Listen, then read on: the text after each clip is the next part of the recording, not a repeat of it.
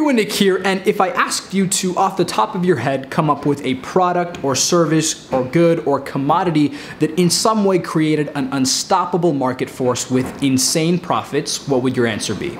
Well, I understand that's a very hard question to answer on the spot, but for a bit of background, if I asked you the same thing in, say, the 1920s, oil would probably be the best answer. Now, fast forward nearly 100 years, actually quite literally a century, and we've seen the same sort of monopolistic dominance occur with an entirely different product: the privatized data of internet users. Now, I know that sounds a little weird, but let me explain. Just as in how the 1920s, Rockefeller's horizontally integrated empire controlled nearly 90% of the oil that passed through the United States, the big five today, Microsoft, Facebook, Google, Amazon, and Apple, have reaped enormous profits through the control and sale of our private data. Now, whether or not you agree or are in line with the ethics or directions of these companies, one thing is for certain. Our data has become the oil of the internet age, and it's going to revolutionize the way we perceive technology, economics, and social good. Let's check it out.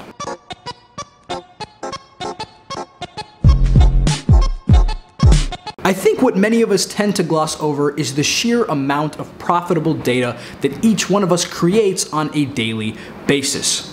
The music you listen to, the links you click on, the videos you watch, and the feeds you scroll all generate terabytes of data a second, not to mention while producing billions of dollars in revenue. Now, here's the interesting thing. This isn't all bad. In fact, many of the products and services we use on a daily basis become better through this infinite stream of data. Tesla's autopilot constantly gets better and smarter because of the millions of miles of driving data that are constantly fed back to the company's servers, and Facebook constantly improves its newsfeed with every second of on-screen time.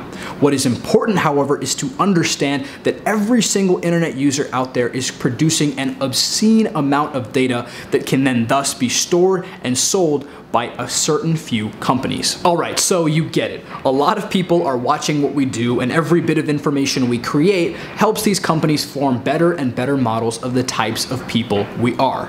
Now, why is this bad? Well, just think about it.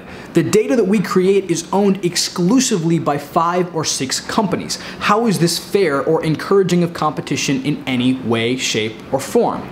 In today's day and age especially, if we want to create products or services that can really help the world, we need the data of other people to either train machine learning models or serve as historical examples. Regardless, the data of other people can prove very valuable in making products and services that really change the world. And unfortunately, it's all held in one giant jail cell by 5 or 6 tech companies. All of this undermines competition, and instead of pushing for the bigger or better, we've devolved into these stagnated creators that just want to make a quick buck in these shootout acquisitions by creating something that's kind of cool and selling it to the very same titans for huge sums of money. All this does is make the data that makes the world go round held in the hands of these same exact people.